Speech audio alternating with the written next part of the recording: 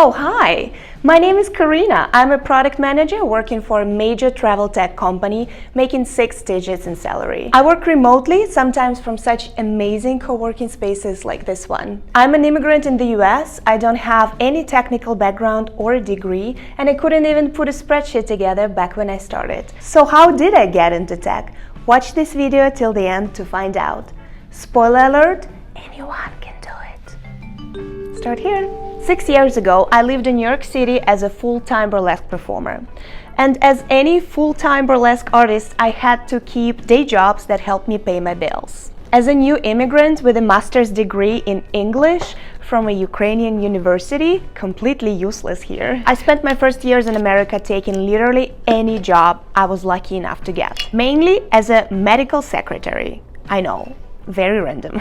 Well, soon enough, I hated it. I was fed up with strange people coming and yelling at me, and so I decided I needed to get a job in tech, where I would have to use both analytical and creative sides of my brain, wouldn't have to deal with public, and would be spending more time one-on-one with the machines. During those years, I was also spending a lot of my time Googling jobs for introverts, and those would point out to tech as well. But I knew nothing about it. What should I do? Spoiler alert, I started applying right and left. I did have a criteria for my job though. It had to be part-time, had to have flexible hours. I was still working late nights as a burlesque performer and not have much people interaction. The reason for that is that my life at the moment was so overwhelmingly social. I was literally exposed to hundreds of people on a weekly basis, and I just wanted to take it easy during the day. And one day, I got a job interview invitation. Cheers! The job was for email marketing assistant at a nonprofit in New York, and it required HTML and CSS skills in order to format and send out emails. Did I have HTML and CSS skills? You guessed it, no. But I nailed the interview. Of course, in my resume, I mentioned that I have experience doing exactly the same type of job, which is true, but not exactly per se. At my temp job at a time, I did have to send out HTML emails. However, I didn't write HTML myself. The system provided pre-made templates. But I remember back in the day when I traveled the world as a cruise photographer and had a quite successful blog on LiveJournal. Anyone remembers LiveJournal anymore? Anyone? Well, I remember that whenever I wanted to embed a photo in the post, I had to use this angle brackets and write something weird in them. I assumed that was HTML or CSS. So I thought, I can totally do this. No. In fact, I had a plan. I thought I'll go there for the interview, tell them I can code, and then if, let's say, they call me on Friday and they say, hey, we want you to come in on Monday and start work, then I will cancel all my shows during the weekend and I will spend 2 full days learning coding, because that's what it takes, right? I had it all figured out.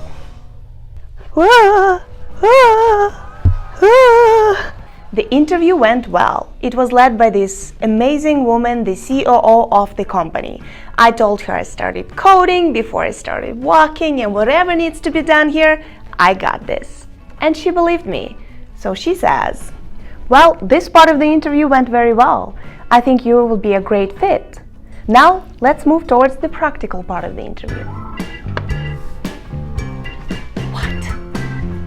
What? So, she leads me towards this computer right in the middle of their big open loft office where literally everyone can see my screen. And she opens this 6 pages long Google Doc where every page had a coding task for me. For example, add an RSVP button at the bottom of the email, make sure it's orange and rectangular and it changes color when you click on it. Stuff like that. So I'm standing here realizing that, okay, I have 2 options. First, I could run.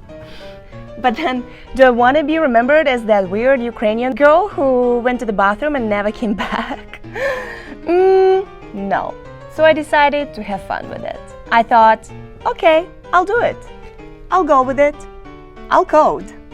And so I did for 6 pages. Okay, now looking back, I realized that probably one of the reasons I did it so naturally was because I was a full-time performer at a time.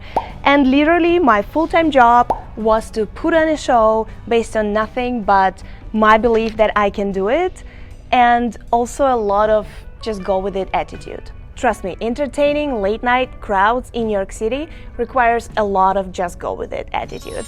It is no secret that I thank burlesque for literally everything I have become and achieved in life, including getting into tech. It's been a truly life-changing mind shift. The good news is, however, you don't need to get into burlesque in order to get into tech. Bear with me, girl, I got you. But another reason is desperation helps. I really live by these words. What did I have to lose? Absolutely nothing. What's the worst thing that could happen? So they wouldn't hire me. So what? I already did not have that job, so it means it wouldn't change anything. But if I could put a few smiles on the faces of those who would be checking my testing assignment, I thought that would make it all worthwhile. And I want to clarify something. I truly 100% knew I could do the job. I've done it countless times in my life and was ready to do it again. When I say I would drop everything and study tirelessly to figure this out, I mean it. I know my self-worth, my impeccable work ethic, and how hard I work, sometimes almost to the fault, to figure anything out, and I always do. Any employer would be lucky to have me, I never doubted that. The only thing in the way was this practical side of the interview, which completely caught me off guard. So I started coding. First, I decided to go to the bathroom and to Google what the heck is coding, but I couldn't open the door. I know, it was very, very weird and suspicious, and at that point I was 100% sure that this is all a setup and someone must be watching me. So I came back to my desk looking unbothered and coded for 6 pages. How? Well, I tried to remember what I knew from LiveJournal. I also sneaked and opened a new tab in my browser and tried to find answers there. Anyway, I put it together, didn't skip a bit. I knew it was terrible. I literally pulled it out of my neck. To someone checking this assignment, it probably looked like this. Smiley face, exclamation point upside down, question mark, angle brackets, you get the gist. But I wasn't embarrassed. I thought, well, they might as well think I'm coding in a language they don't even know exists. So I finished my half-genius, half-crazy coding assignment, walked to the desk of the woman who interviewed me and said, "So, turns out this is not exactly what I've been doing all my life, like I just told you, but..." Then I put my face straight into her face and added, "But I'm a very fast learner and I'm very willing to learn." And then I walked. I still remember a confused look on her face. I was happy though. I thought, thank God they didn't want to go through my results together, because that would be really embarrassing. And the rest is history. Time passed and I didn't hear back. Well, that didn't go well, I thought. Forgot about it and moved on to my next crazy idea at a time. My friend, however, was so impressed by this story that she said, "Oh my God, I can't believe you pulled this off. They're so gonna offer you a job. In fact, they will invent the job for you." And guess what? And 10 days later, I receive an email from a woman who interviewed me. It starts with something like, "Hi Karina, for the job you applied for, we hired someone who knows coding, by the way. Thank you very much. But because you said you're willing to learn, there is another job I can offer you if you're interested. Same hours, same pay, you'll be doing data entry. How does that sound?" And I said, hell yes! When I showed up to work on Monday, I realized they did invent the job for me. It wasn't listed on the website, and the girl who was already doing it had no idea I was coming. So, always trust your friends who love you. And I started working. My job was to input thousands of handwritten petition signatures, remember it was a nonprofit, into their digital database. The database turned out to be a CRM called Salesforce.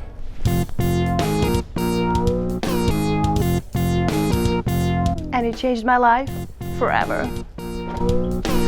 Excuse me, you can get the girl out of burlesque, but you can't get burlesque out of the girl.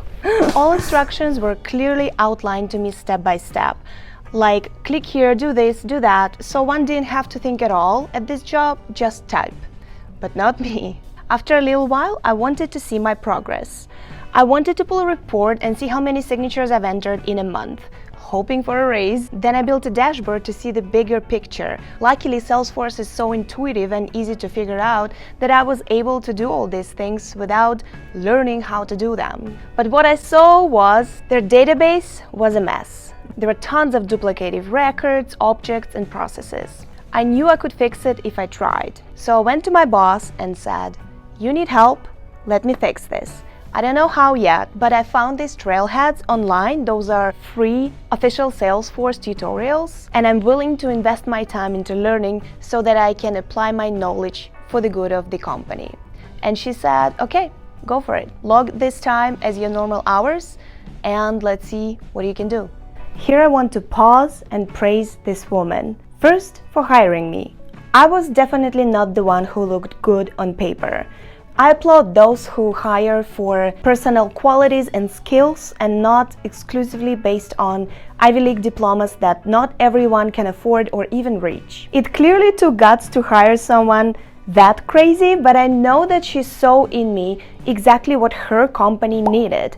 A person who can figure it out no matter what. The company didn't have any tech management at a time at all. It was a mess. And they were desperate and I was cheap. It was a perfect match made in heaven. It was definitely a mutually beneficial employment, and I'm forever grateful for that. It literally opened the door for me into the opportunities I didn't even know existed. So long story short, 18 months later, I was in charge of the tech department at that company, leading major data projects. Quickly, I was snatched by another nonprofit, transitioned into working remotely. That was pre-pandemic, moved out of the city, bought a building, became a landlord, and eventually switched into big tech. I've had a steady career growth over the years, and right now I'm a Salesforce Product Manager at a global travel tech company. And if you told me that 6 years ago, I would have literally slapped you in the face. Salesforce literally changed my life, and I'm forever grateful. I half-jokingly call myself Salesforce's biggest fan. This video is not sponsored, by the way, but hey Salesforce, hit me up. I just think that Salesforce is the best way to get into tech unconventionally. Salesforce is a CRM, so it is a cloud database, but it is written for the users, not for the engineers. So it's very easy to figure out, just like any website. And as for the career, sky is the limit. You can become a Salesforce administrator and use zero-code solutions to build automated processes and pages just by dragging and dropping. It will make you feel like a superhero. I'm speaking from my own experience. And then you can grow all the way up to the Salesforce engineer if you like to. Salesforce has its own coding language, Apex, which is very similar to Java. And you can again learn it for free, just like any coding language out there. Or you can grow very high without a single line of code, become a consultant, designer, program manager, product manager like me. Possibilities are truly endless. You can make tons of money and nobody cares about your education, literally. Salesforce has a super supportive online community where you can always ask a question and receive an answer when you're stuck, and you will be stuck. Countless free conferences and online learning materials will keep you informed and up to date. This is exactly how I learned everything I know. It's very easy to study by yourself and get Salesforce certifications, and that's what matters, not your degree. And then the more experience you gain working with Salesforce, the more lucrative job interview offers will be sliding into your DMs and LinkedIn. Also speaking from my own experience. I hope my story inspires you. If I did it as an immigrant who literally didn't know how to use Excel, so can you. We all can, right? Don't let the tech industry intimidate you. Of course, you don't have to fake coding at a job interview, please don't, or even start from Salesforce. But there is one thing I want you to take away from this video. In tech, nobody knows what they're doing. Everyone is just trying to figure it out.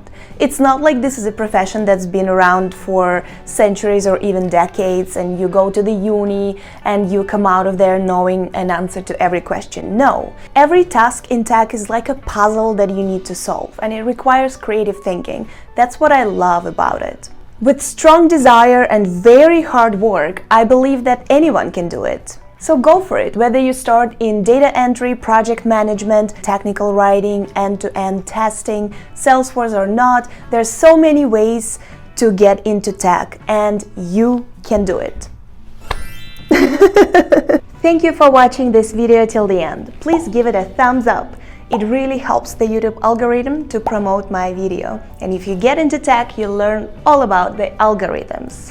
Please ask me any questions you have in the comment section below, and feel free to share your own story on how you got into tech. I'll be happy to read them. Okay, bye!